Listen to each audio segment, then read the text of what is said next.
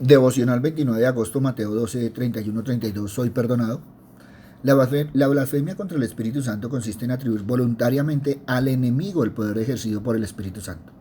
Existe aquí la blasfemia contra el Espíritu Santo porque asimilan sus operaciones a los de un demonio, imputándoles el carácter de un demonio. En la actualidad el Espíritu Santo está presente en medio de la cristiandad. Cada creyente es su morada, habita en la iglesia o asamblea. Esta presencia agrava el carácter del pecado en general y puede decirse que en cierto sentido que todo pecado cometido por un creyente es un pecado contra el Espíritu.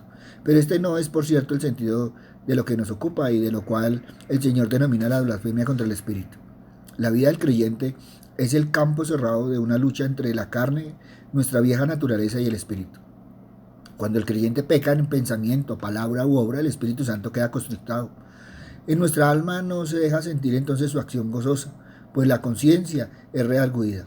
El primer juicio de un hombre caído en un tal pecado sería de no tener conciencia ni estar trabajando. Si un alma está en angustia en relación con sus pecados, es por el contrario la prueba de que Dios lo busca para perdonarle y no para imputarle el irremisible pecado de haber proferido palabras injuriosas contra el Espíritu Santo. La solemnidad de la declaración de Jesús de que quien había proferido tales injurias no tendría jamás perdón permanece. Aún hoy, ante los testimonios que Dios nos da en relación con su Santo Hijo Jesús, si alguien se presenta con el propósito deliberado de rechazarlos a todos, aún los más concluyentes, como los fariseos que fueron testigos de los milagros de Jesús, el tal hombre se expone. Y si el diablo le ofrece la ocasión a renovar el mismo crimen que sus antiguos maestros, el Señor será el juez. No hay pecado que tú cometas que no pueda ser perdonado. Si resistes al Espíritu Santo no habrá perdón, porque Él te está atrayendo al perdón. Es como si una persona se estuviese muriendo de cierta enfermedad y de negarse a tomar la medicina que el médico ha dispuesto para ella. Esa actitud, y no su enfermedad, le causaría la muerte. No, solo hay un remedio para la enfermedad del pecado y es el Espíritu Santo, lo aplica. Si te resistes o te niegas, ya no habrá remedio. Esta es la única manera en que un pecado pueda ser hoy imperdonable. Muchos pasajes bíblicos advierten que no creer en Cristo como Salvador resulta en condenación eterna, pero la Biblia no define ninguno de ellos como el pecado imperdonable. Recordemos que el incrédulo ya está bajo condenación, por lo tanto resulta vano decir que su rechazo definitivo de Cristo resulta en su condenación eterna. Pero eso no es el pecado imperdonable. De hecho, Jesús declaró que es posible que una persona no crea en Él y hasta hable en contra suya, y aún así no cometer el pecado imperdonable. Por supuesto, un verdadero creyente nunca podría cometer el pecado imperdonable. El único pecado imperdonable fue posible antes de la crucifixión del Señor. Después de la resurrección de Jesús, la Biblia no hace ninguna mención del pecado imperdonable contra el Espíritu Santo. En los textos bíblicos posteriores a la resurrección de Jesús, las diversas formas del término utilizado para blasfemia se utilizan unas 39 veces, y ni una sola de ellas tiene que ver con una blasfemia imperdonable. Es razonable pensar que si fuera posible cometer el pecado imperdonable después de concluida la obra terrenal de Cristo, las escrituras del Nuevo Testamento harían algún tipo de advertencia al respecto. Ciertamente Pablo hubiera alertado de tal peligro, pero Pablo ni siquiera menciona el pecado imperdonable, ni habla de la blasfemia en contra del Espíritu Santo. La blasfemia en contra del Espíritu Santo es el pecado de blasfemar el poder del Espíritu Santo para hacer milagros. Fue cometido por los fariseos que dijeron que los milagros de Jesús eran realizados por un poder diabólico. No es un acto frívolo o ligero, ni tampoco una imprudencia de la lengua, sino una declaración categórica de lo que hay en el corazón. Tampoco es un pecado de ignorancia, sino que se comete con pleno conocimiento de la verdad y ante la evidencia irrefutable de la misma. Es un intento por negar lo innegable. Este pecado es imperdonable porque la persona que lo comete nunca busca el perdón. En cambio, Dios permite que esa persona permanezca en su propia depravación. Obviamente, si fuera posible cometerlo, ese pecado podría ser cometido solamente por un incrédulo. Estamos en el punto donde la contienda entre Jesús y los fariseos se vuelve más intensa, a tal punto que sus blasfemias, acusaciones, les hace cometer el pecado que no tiene perdón, la blasfemia contra el Espíritu Santo. A través de toda la Biblia uno puede encontrar cómo la misericordia de Dios es tan grande que es capaz de perdonar aún el peor de los pecados y perdonar al peor de los pecadores que se arrepienten. Pero en este pasaje encontramos una declaración muy fuerte que asevera que hay un pecado que jamás podrá ser perdonado: la blasfemia contra el Espíritu Santo. La palabra blasfemia significa proferir denigración o maledicencia sobre alguien. Si leemos cuidadosamente, Jesús afirma que todo pecado y blasfemia se puede perdonar. Incluso hasta la blasfemia contra el mismo Jesús tiene perdón. Los fariseos y escribas habían comenzado a oponerse al ministerio de nuestro Señor Jesucristo, a tal punto que lo criticaban por no apegarse a sus reglas religiosas. Sin embargo, Jesús les había enseñado que lo primordial en las religiones es el amor a Dios y la misericordia a sus semejantes. De tal forma que la compasión y la ayuda a los necesitados estaba por encima de cualquier rito o tradición religiosa.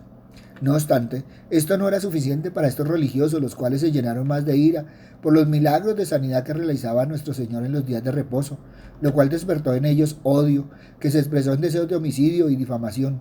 Pero Jesús les mostraba a través de la sanidad de enfermos y liberación de endemoniados que sus palabras eran verdaderas y que tenían el respaldo de Dios.